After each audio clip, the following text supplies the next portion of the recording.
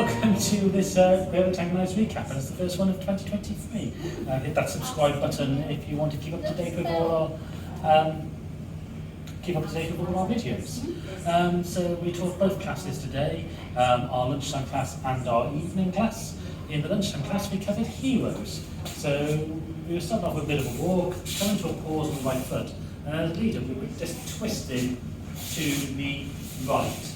And what we found was the follower would first of all take a side step around the leader, and then as our chest goes, followers can try and chase it by stepping forward, arching her foot around, so she pivots into straight. As we did with rotate, she has to take a side step, and just because of the mechanics of this move, it naturally leads into pivoting the follower back for the end of the hero, so you end up with this basic pattern.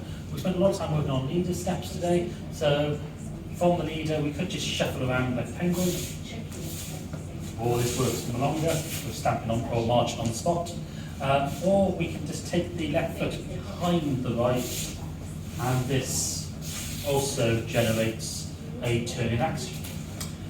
If we want to take it up a level, we can also do it in the other direction as well. If we want to take it up a level, we can do a lapis into en rosca, or pivoting. So for this, I'm sweeping my foot forward. So I'm going forward on the outside of the foot, sweeping it to the inside, taking it back, and then bringing it into that tight back cross, which causes it to look something like this.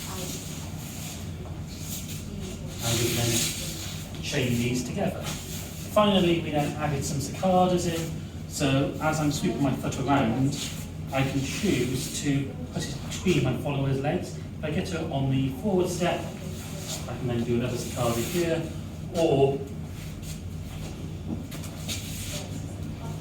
I can step back and around and continue the hero. So that was our lunchtime class. In our evening class, we did a lot of Ganchos and we didn't really hold back with them. So we started off with a side step to the left, and for the leader we're putting a block in on the outside of the follower's right foot with our right foot. We're then pivoting her so she's in a parada position. We then can do a passade, I stepping her over, and if I twist my chest back to the right, I get this Gancho. So you've noticed I've gone up onto the ball of my foot, softened the knee. Alison isn't clamping here, she's just letting the leg go back when it makes contact with my thigh. I can take her out and walk through. We can then start looking at the other variations of Ganchos. So from here, I can get my first Gancho. As she steps over, I can slide my foot next to her left foot, pivot her around so it's almost like an ocho, take her over, Gancho, go back and forth. I can swap which leg I do this on, so I put my left leg in, I can take it back out, and provided my foot makes contact with hers, it doesn't matter if I go in front of her foot or actually to the side of her foot. If I'm doing ones where my knee is in the way, I'm making sure I twist my whole body out of the way so my knee is in a safe position.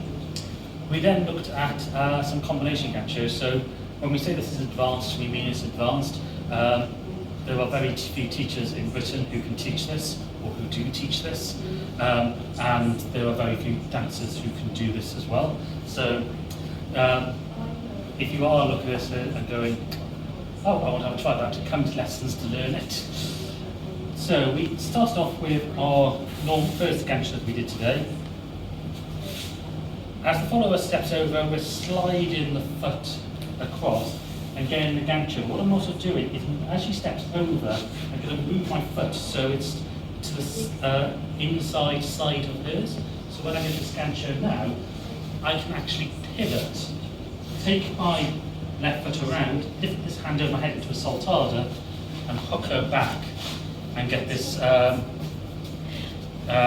Gancho move. So if we do this from the other side, I'm going to do it from a forward ocho. So here's the ocho, doing this foot. So getting the Gancho, lifting this hand, twisting around, and sending her back and out. So that was the first complicated Gancho. The second one was a modification on the octopus end Gancho. So for this one, I was taking her into a forward ocho, getting the block inside of Alison's left foot to my left foot, getting the Gancho here. If I take it around, lift this leg, and get a second gancho here, this is a double gancho. I'm going to send my leg through her as I pivot on my left foot, get a gancho on, and then send her back.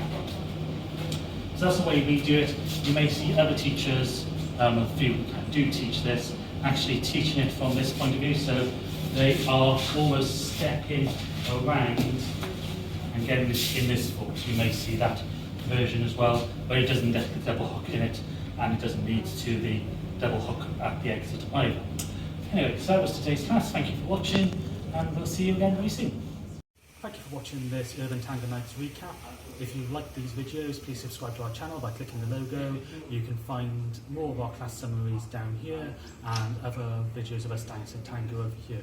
You can also follow us on Facebook, Instagram, Twitter and Meetup. Links are in the description below, and you can also subscribe to our newsletter using the link below.